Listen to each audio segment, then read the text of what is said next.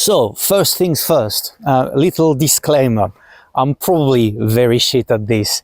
There's something a little bit weird about talking to a camera and look natural. I just want to share my experience. I love my RX8. I know other people love the RX8. I know some people might be interested in buying one and want to learn a little bit more about it. I am by no means a professional. I'm just trying to share my opinions. I'm trying to launch this channel, which would be based on my RX8 predominantly, but probably we'll end up talking and inviting other people, maybe introducing other cars, who knows. But first and foremost, this is RX8 and stuff. All right, so the first thing I wanted to talk about was upgrades. Nowadays, when you talk about cars, there are so many different upgrades available. And if you spend a fair amount of time on forums online, you see a lot of people talking about performance part or how to make their car sound better or look better. So spend a little bit of time on forums, and it's all about performance part, cold air intake for more power, how to make your car look better, you know, lowering kits and so on, go faster stripes, who knows. Or how to make it sound better. So you have people going for the big bore exhaust for more power or better sound. You also have people going for catback or a pop and bang remaps. How about that? So they can cruise at 15 miles per hour in town center with their car farting all along. There's nothing more cool than that. I'm always surprised how little people talk about tires. It doesn't matter at the end of the day how fast your car is, how powerful it is, how good it sounds, if it has bad tires. At the end of the day, only 4 bits of rubbers connect your car to the road. They better be good bit of rubber. Good tires will change how your car feels, how it handles, how well it brakes. To me, it's an essential upgrade, and weirdly enough, often overlooked. That's probably one of the first upgrades I have in mind, when I look at a car. What type of tire can I put on? And it is, true for all cars out there, but it is even more so for a performance car, a supercar, or even just a sports car like the RX8. I remember watching Jeremy Clarkson test drive that RX8 on Top Gear 20 years ago now. And at the end of the segment, he said, I was driving home and felt a bit twitchy. You go online, you talk to people, some people, a minority, but some people feel that their RX8 steering feels dead. Some people end up, in a ditch saying the RX8 just beat them, And I think a lot of it is down to the tires they picked. One of the first upgrades I picked for the RX8 was a set of performance tire. I'm the first to admit I went a little bit overboard. I picked some Goodyear Eagle F1 Super Sport. It is a little bit overboard. They are track-ready tires, and I'm pretty sure a set of asymmetric would have done as well for my need. This is a car that probably will never end up on a track. But the Super Sport has a lot of good reviews online, good rating. So my RX8 is not just my weekend toy that I take out, to misbehave on a Sunday afternoon. It's also our family car. It is our main daily drive, our only car, to be completely honest. And therefore, not only does it have to be sporty and fun, feel good to drive, but it also has to handle well, regardless of the conditions out there, and be safe and predictable. That's why I went for the Super Sport. They're fantastic tires, I have to say. They hold the road something unbelievable. The car sticks to the road. It provides a lot of feedback. You're driving and you feel all the texture, all the grain from the road you're driving on. You really have to push them for them to start squealing or making any type of noise, really. And so far, they've been very predictable and very safe on wet weather.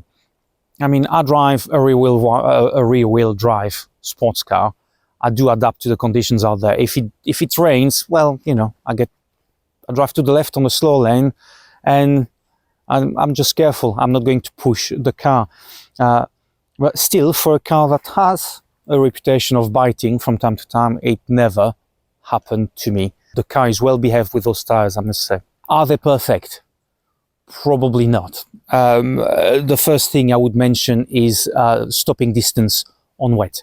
So when it rains, the stopping distance is noticeably longer than on dry, and that is true of most tires out there. You know, I would believe, but it is noticeable with this set. Now again, I do adapt to the conditions, and I always have plenty of time to brake. But that's probably something to keep in mind.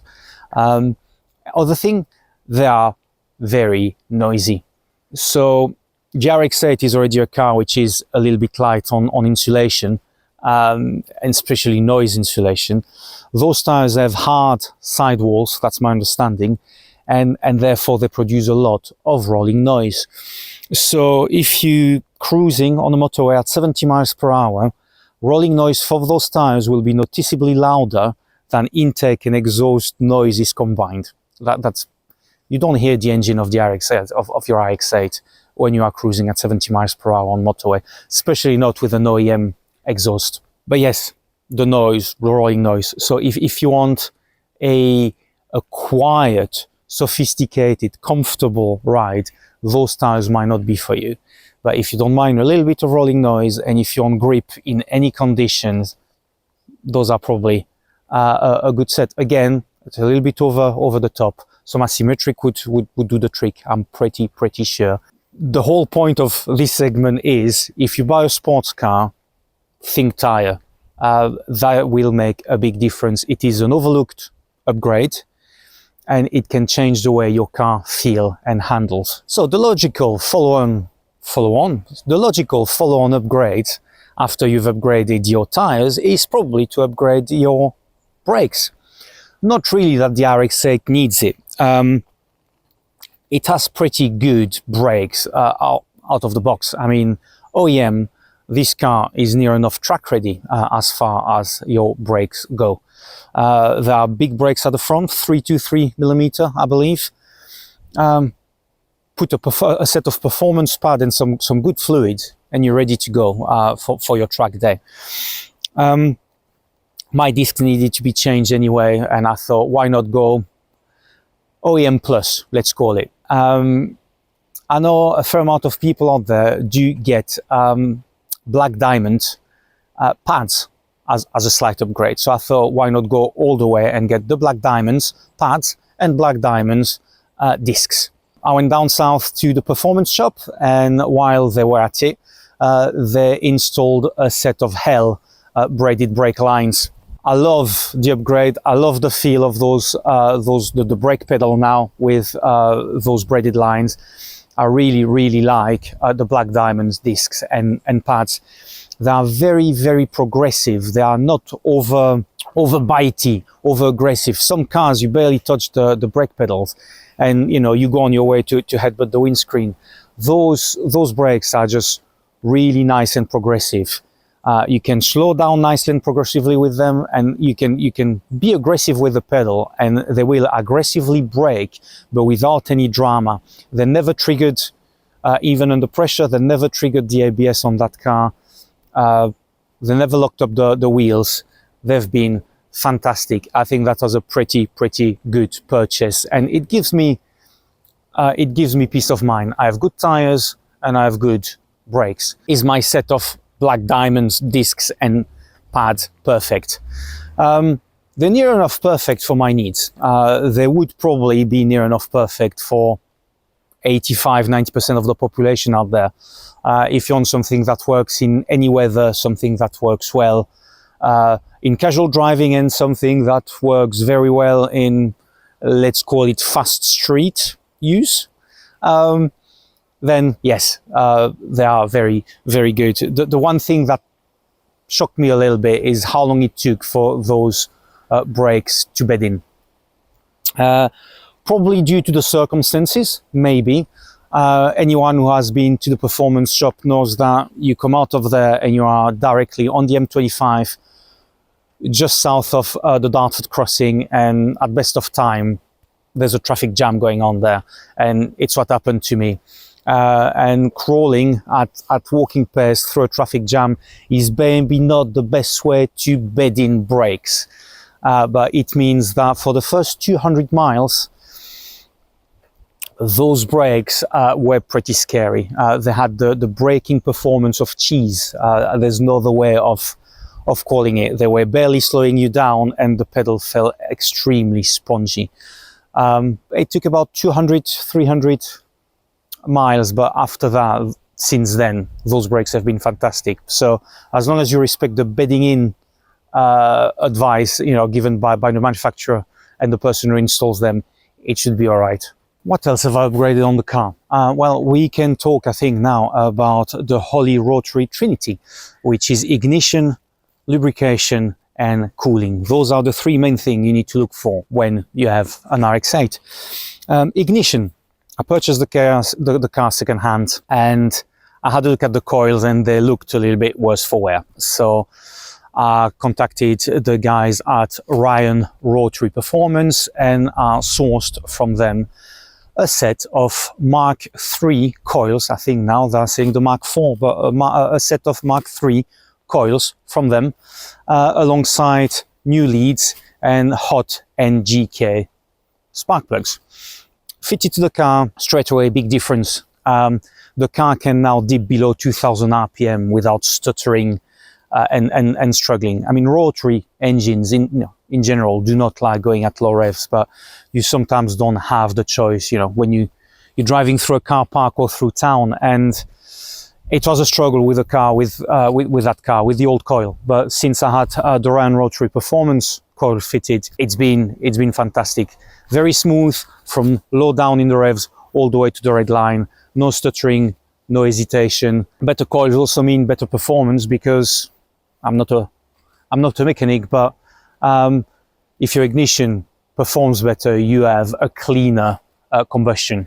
And that's one of the things you need to look for with a rotary engine. So that was the first thing I did with regard to the Holy Trinity. So ignition was taken care of. Lubrication.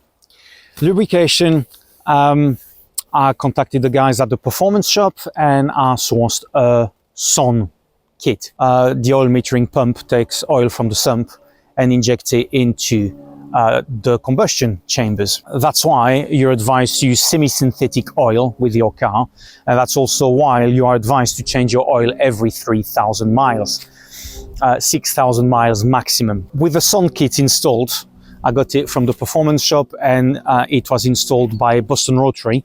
With the SON kit installed, I basically gain an extra oil tank in the car, and the oil metering pump can take oil from that oil tank instead of taking it from the sump.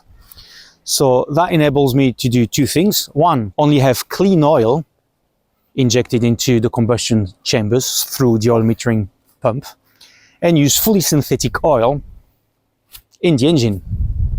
So your combustion is cleaner, you do not burn dirty, contaminated oil, and your engine is better protected because you use fully synthetic oil.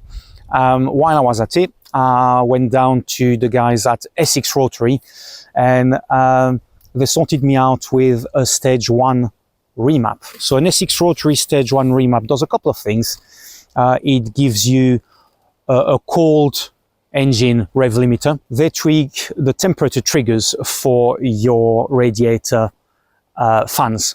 So your fans kick in early at a lower temperature, giving you a little bit more protection cooling wise. But as far as lubrication goes, the stage 1 remap at Essex Rotary also tinkers with the oil dispensing rate. So they've increased those dispensing rates, meaning the oil metering pump takes in a little bit more oil and inject a little bit more oil into the combustion chambers, depending on revs and engine load. But it means that I get a little bit more oil injected into my combustion chambers, and it gives a little bit more lubrication, a little bit more protection to all of those vital engine components. And then we move on to the last bit of the Trinity, the last member of the Trinity, which is cooling. I purchased a 44mm twin core race radiator from Rocket Dog Racing, and I had it installed again by Boston Rotary.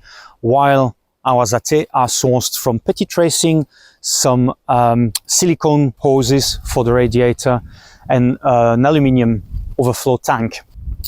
In the RX8, the original OEM plastic tank perishes over time, and well, rubber hoses do tend to perish also.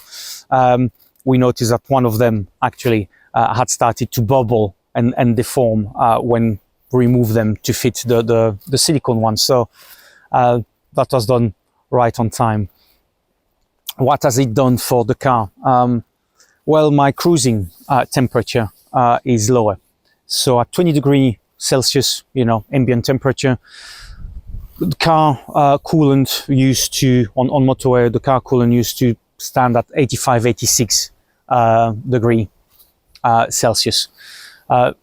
Now with the new radiator, I stand on 82, 83, which is pretty good considering that your thermostat only opens up at 83. Obviously, if I start pushing the car, the temperature will go up. That's logical. But as soon as I ease off on the throttle, those temperatures drop back to normal much, much quicker. So I have a car which is better cooled. And really, that's what you want, especially now we start having some very, very hot summers on a regular basis. I just wanted a little bit more protection. You know, you get stuck in a traffic jam in town or whatever. You don't want to take the risk of seeing those temperatures reaching dangerous levels. So this is it for the first of hopefully many videos if I'm not booed out of the room. Really sorry for the jittery and unprofessional presenting, but I'm really not comfortable in front of the camera. Hopefully it will get better with time. It's also fucking freezing. It's about 8 degrees at the moment, and I had to really fight to find this spot and keep it. So thank you for that. I will produce more content. I will do a couple of other videos, hopefully before end of the year. I will do one with more of the upgrade I've done on this car, or I purchased for this car. I'll talk about some of the upgrades I want to do in the next 2 to 3 years. It's a long-term project. I will talk about daily life with the Rotary, daily life with the RX8, the quirks and features of this car, as the other one would say, and life with an RX8 in general. But it's about time for me to go now. I just have the time to go back home and pick up the little one from school. If I don't do it, Mom is going to kill me. Thank you very much for hanging out with me, and I'll see you soon.